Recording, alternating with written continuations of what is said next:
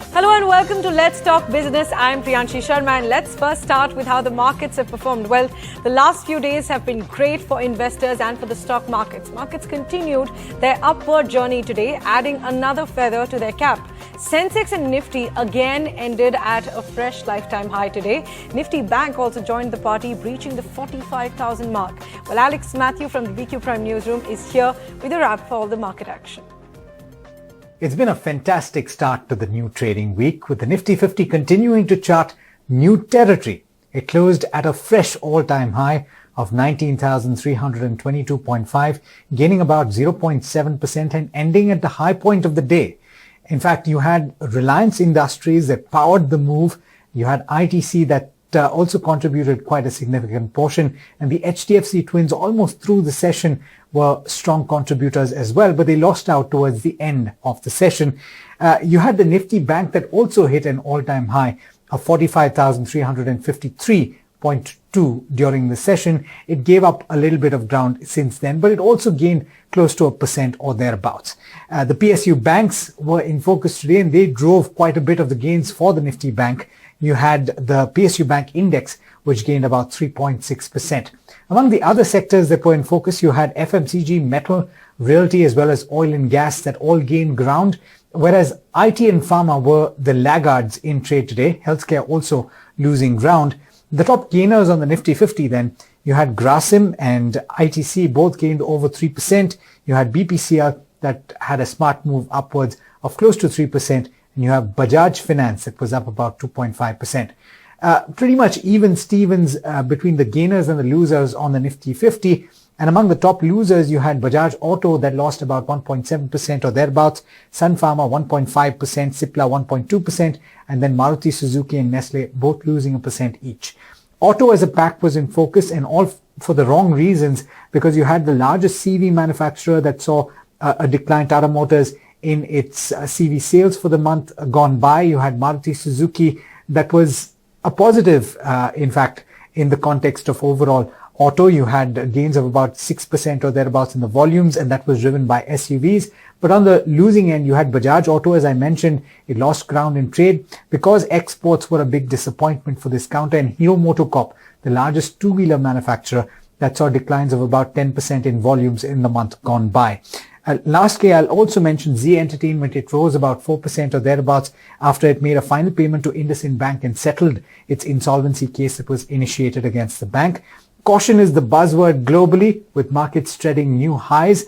And of course, the focus shifts to the FOMC minutes as well as the US jobs data.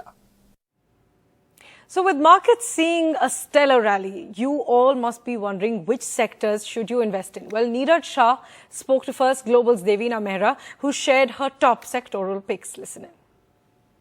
In terms of sectors, actually the story has not changed for us in terms of the number one sector, which has been the same since October 2021, which is industrial machinery and capital goods. So people discovered it only like few months ago, but that's been our biggest bet, and it paid off with many of the stocks even going up 2 times, 4 times. We booked profit somewhere, we shifted it around. So this is a question we ask every quarter, that has that trade played out and is it time to get out? Till now our systems have not signaled that. We will be of course doing a rebalance now in the next 10 days or so. So we look at it again. And other than that, you mentioned BFSI. So not the non-banking stocks, but banking stocks we went at least market weight about a year ago, which is a big change for me personally, because I am a very nervous investor in banks always. So since then, of course, because of price movements, it has become an overweight sector, and we remain comfortable with that. So we like the banks still.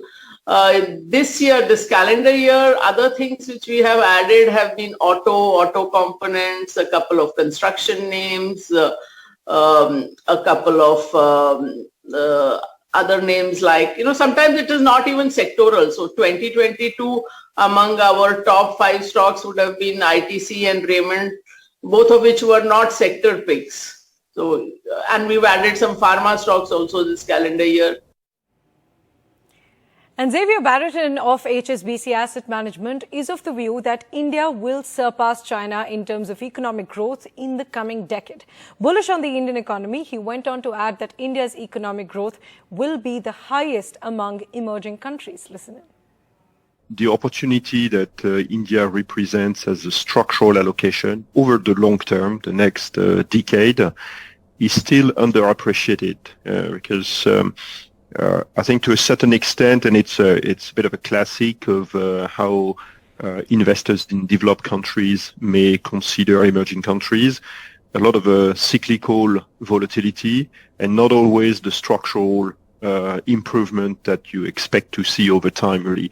And I think many investors underappreciate the transformation that India is going through in terms of structural reforms. We can talk about bankruptcy laws, we can talk about digitalization, infrastructure, the very visible improvement in the banking industry are such examples, really, and leading to a virtuous circle, which is not debt fueled as it can be sometimes the case for emerging countries, leading to this boom and burst cycle, which has been the curse, particularly of some of the frontier countries.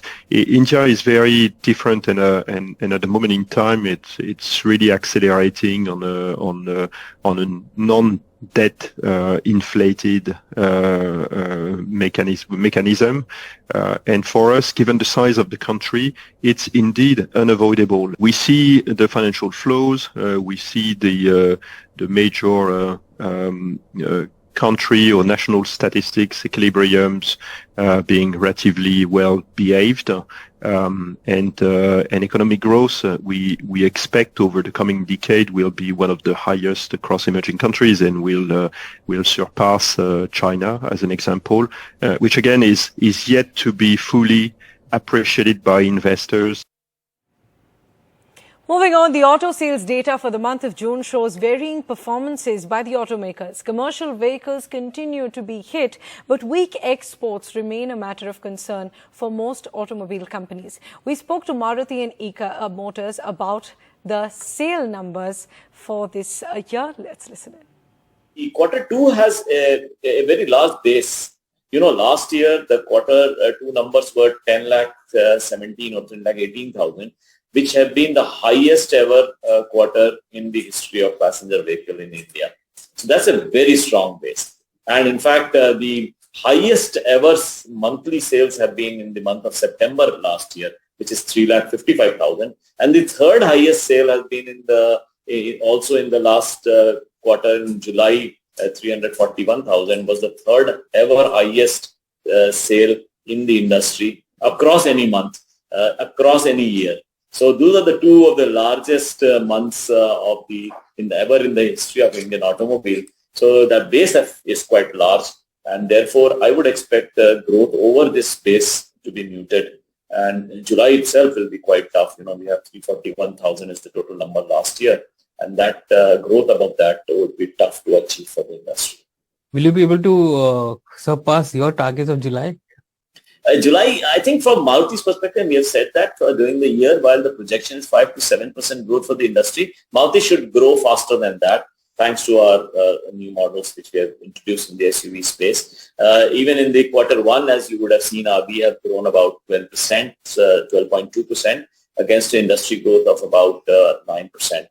So in that sense, we are still maintaining the projections which we have given as regards Maruti's growth and the industry growth. Will you be able to push more than 12% in Q2, given the fact that you have August festival coming in, starting with Onam, then in September you have Ganpati coming in September for Maharashtra, and then you have October, November of Dussehra, and then Diwali also coming in, but that's in Q3 actually.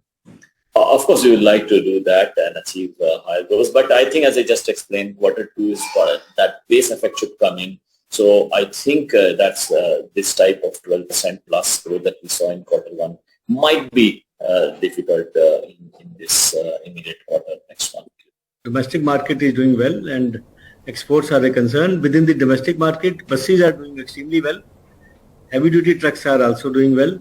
Light and medium duty trucks are down a little bit. But of course, we have no reason of concern there, and we are very hopeful that we will see growth in the light and medium duty trucks as well. Got it. So never mind what happens in the monsoon quarter, and would love to understand that as well. But with the commentary coming in around capacity expansions and capex plans for both PSUs and global MNCs, Mr. Agarwal, would you reckon that as a year at large, you might be able to sustain the trend that you've shown YTD? Hopefully, yes. We have to. Okay. This is despite the export numbers looking wobbly. So overall sustenance on exports also, I think they look to be at the rock bottom now. I think let's see, we should see some growth, because if you look at now exports, the industry wide, we are down to around 2,000 per month. If you look at 3.5 ton and above, that used to be around 5.5, 6,000 per month. So it is you can say 1/3 of its peak, and so hopefully here on exports also should either stay on like this or they should recover from. While Hero MotoCorp's dispatches to dealerships fell nearly 10% year-on-year in June, missing analyst estimates. While motorcycle sales saw a dip, it was the scooter sales which rose a whopping 38% year-on-year. What led to the fall in sales? Well, Mitul Shah of Reliance Securities shares his insight. The Hero MotoCorp again primarily operates into rural market, or more than 50% of our domestic volume is primarily from the rural India, where we have seen in last 1 month in terms of untimely rainfall, then rainfall delay, heat wave, all those things continue impacting the rural market as well as farm output. So rural is again still primarily because of the farm output or agri output. So rural economy sizably depends on these things, which is not right now favoring, and that is impacting companies' volume more. So market share maintaining is a challenge for the company and probably would remain for some time. But once we'll believe that this rainfall normalizes and agri output increases or becomes normal, then definitely rural would revive and support its entry-level bike portfolio. On the other hand, in terms of scooters, the scooter growth is very high because of the low base. At the same time, as you pointed out rightly, that EV scooters has declined significantly because of the price differential between month of May and June. So portion of these we believe must have shifted to IC engine scooters, and they would not wait now for EVs because the price differential between EV and IC has increased after this FAME subsidy thing. So part of that has also fueled the scooter growth during the month.